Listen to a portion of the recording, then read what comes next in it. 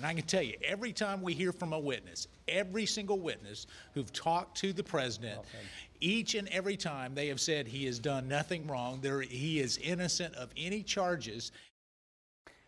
Let's now go in depth on the coming impeachment inquiry vote set for this week. Now, that was North Carolina Congressman Mark Meadows saying President Trump has done nothing wrong, and witnesses have confirmed that. Lieutenant Colonel Alexander Vindman, a decorated officer assigned to the National Security Council who oversaw Ukraine policy, is testifying to Congress that he believed President Trump's call with Ukrainian President Zelensky was improper.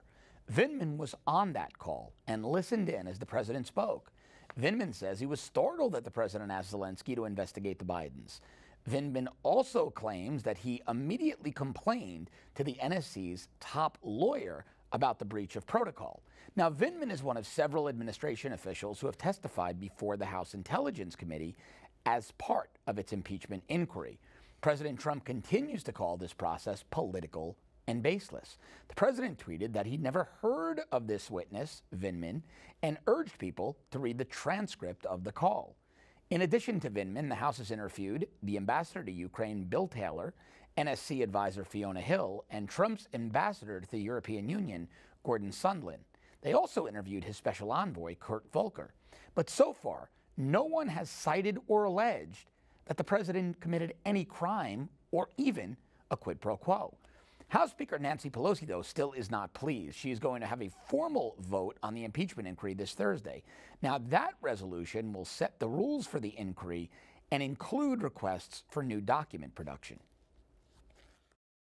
It is also, I think, very plain, additional and powerful evidence of obstruction of Congress and its lawful function by the president that yet again, and even after a court decision affirming the right of Congress to proceed with this impeachment inquiry.